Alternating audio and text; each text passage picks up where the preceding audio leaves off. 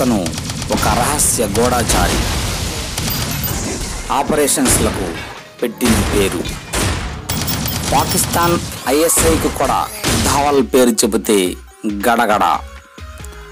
భారత శత్రు దేశాలకు అతనంటే ఎందుకంత భయం?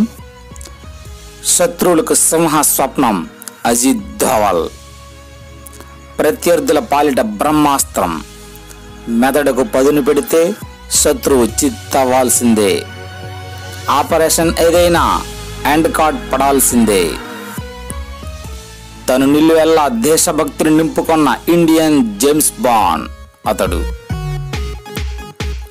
యూరిలో జరిగిన ఉగ్రదాడి తర్వాత భారత్ తహతహలాడింది.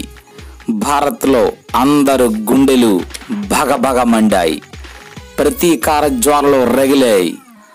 ఆదమరిచి నిద్రపోతున్న భారతీయ జవాన్లపై అత్యంత పాశవికంగా హతమర్చింది పాక్. యూరి ఘటనపై యావత్ భారత్ స్పందించింది. పాక్ను పేచమంచాలని కోరుకుంది. మాజీ సైనికులు కూడా గర్జించారు. ఉగ్రవాదానికి వ్యతిరేకంగా పోరాడుతామని ప్రపంచ దేశాలు సైతం గర్జించాయి. మేము చేసి చూపుతాం అన్న భారత్. దాడి జరిగిన దగ్గర నుంచి ప్రతి దాడికి అంకురార్పణ జరిగిందని ఎవ్వరికీ తెలియదు. సర్జికల్ అటాక్ అనేది కేవలం 2 వ్యక్తులు మరియు 3 వ్యక్తుల సహకారంతో జరిగిపోయిందని ఎవ్వరికీ తెలియదు. రక్షణ మంత్రి మనోహర్ పారికర్ ఒకరు, మరొకరు ప్రధాన జాతీయ సలహాదారు అజిత్ ధోవల్. అదేనండి మన Indian James Bond. Army, air force, navy చీఫ్లతో చర్చలు, ప్లాన్ గీశారు, ఆర్డర్స్ వచ్చాయి, ఆర్డర్స్ ఇచ్చారు. సమరంలో ఉన్న కమాండర్లతో దిశానిర్దేశం చేశారు. తెల్లవారికెల్లా పని అయిపోయిందని గుడ్ న్యూస్ చెప్పారండి. మాదేమనండి మన అజిత్ ధోవల్. మరి ఇటువంటి Indian James Bond Ajit Kumar Doval గురించి పూర్తిగా తెలుసుకుందాం. ఇతను IPS రిటైర్డ్. భారత నిఘా శాంతి భద్రతల అధికారిగా పనిచేశారు. 2014 మే 30 నుంచి 5వ ప్రస్తుత జాతీయ భద్రతా సలహాదారుగా ప్రధాని నరేంద్ర మోదీకి సేవలందిస్తున్నారు. 2004-2005 కాలంలో IB అంటే ఇంటెలిజెన్స్ బ్యూరోకు డైరెక్టర్గా పనిచేశారు.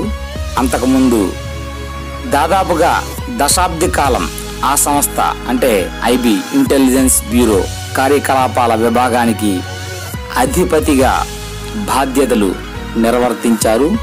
ఇతను 5వ జాతీయ భద్రతా సలహాదారు.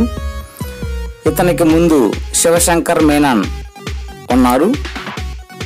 భారతీయ గూఢచర్య విభాగ అధిపతిగా జూలై 2004 మరియు జనవరి 2005 మధ్య కాలంలో పనిచేశారు. అప్పటి ప్రధాని మన్మోహన్ సింగ్.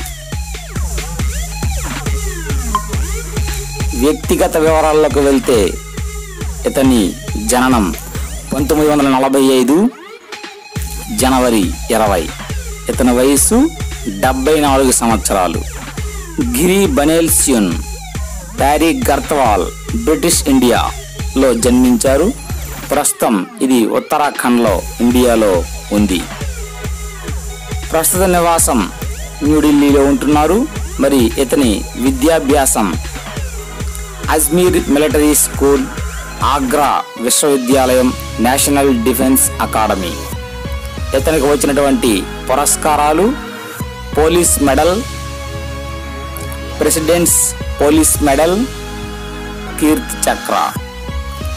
మరి తొలినాళ్ల జీవితం, ఇతని యొక్క విద్యాభ్యాసం ఎలా ఉందో ఒకసారి చూద్దాం. ధోవల్ 1945లో ఘర్వాలి బ్రాహ్మణ కుటుంబంలో యునైటెడ్ ప్రావిన్స్ ప్రస్తుత ఉత్తరాఖండ్కు చెందిన ఘర్వాల్పా ప్రాంతంలోని గిరి బనేల్సూన్ గ్రామంలో జన్మించారు. ధోవల్ తండ్రి సైన్యంలో పనిచేశారు. Ajit Kumar Doval 1968 batch Kerala cadre IPS అధికారి. సొంత రాష్ట్రం ఉత్తరాఖండ్. 23 ఏళ్లకే IPSకు ఎంపికయ్యారు. తండ్రి సైన్యంలో పనిచేయడంతో అజ్మీర్లోని రాష్ట్రీయ మిలిటరీ స్కూల్లో చదువుకున్నారు. ఆ పైన ఆగ్రా యూనివర్సిటీలో అర్థశాస్త్రంలో PG చేశారు. మరి అజిత్ కుమార్ ధోవల్ ఇతని ఉద్యోగ జీవితం ఎలా ఉంది, పోలీస్ ఉద్యోగం ఎలా ప్రారంభించారో చూద్దాం. ధోవల్ 1968లో కేరళ కేడర్లో IPSలో చేరారు. పంజాబ్, మిజోరంలలో తిరుగుబాటును నిరోధక చర్యల్లో పాలు పంచుకున్నారు. 1999లో కాందహార్లో చిక్కున్న భారత IC-814 విమాన ప్రయాణికుల విడుదల కోసం సంప్రదింపులు జరిపిన 3 సంధానకర్తల్లో ధోవల్ ఒకరు. ప్రత్యేకించి 1971, 1999 మధ్య జరిగిన 15 భారత విమానాల అపహరణల నుంచి ప్రయాణికుల్ని విడిపించే వివిధ చర్యలు అన్నిటిలోనూ పాల్గొని అనుభవం గడించడం విశేషం. ఇంటెలిజెన్స్ బ్యూరో కార్యకలాపాల విభాగాన్ని దాదాపు దశాబ్ద కాలం నడిపించడమే కాకుండా మల్టీ ఏజెన్సీ సెంటర్, సంయుక్త నిఘా టాస్క్ ఫోర్స్కు సంస్థాపక చైర్మన్గా కూడా పనిచేశారు. నిఘా విభాగంలో అయితే మిజో నేషనల్ ఫ్రంట్ MNF తిరుగుబాటు సమయంలో లాక్డెంగా నాయకులు 7గురిలో 6గురిని తన వైపు తిప్పుకుని ధోవల్ భారత్కు చాలా సహాయం చేశారండి. మిజో నేషనల్ ఆర్మీలో ఒక తెలియని వ్యక్తిగా ఉంటూ చాలా కాలం అందులో గడిపి ఆ మిజో నేషనల్ ఫ్రంట్ను ఆ నాయకుడిని ఒంటరి చేసి మిగిలిన 6గురిని కూడా తన వైపు తిప్పుకొని పూర్తిగా తిరుగుబాటు లేకుండా భారత్తో సంప్రదింపులు జరిపే విధంగా చేయడంలో దిట్ట ధోవల్. సర్వీసులో చేరిన 4 ఏళ్లకే ఇంటెలిజెన్స్ బ్యూరోకు మారారు ధోవల్. అక్కడ పనిచేస్తూ సరిహద్దు రాష్ట్రాల్లో ప్రభుత్వ వ్యతిరేక శక్తుల పేచమనిచే చర్యల్లో చురుగ్గా పాల్గొన్నారు. తన సర్వీస్లో ఎక్కువ సమయం అజ్ఞాతంలోనే ఉన్నారు ఈయన.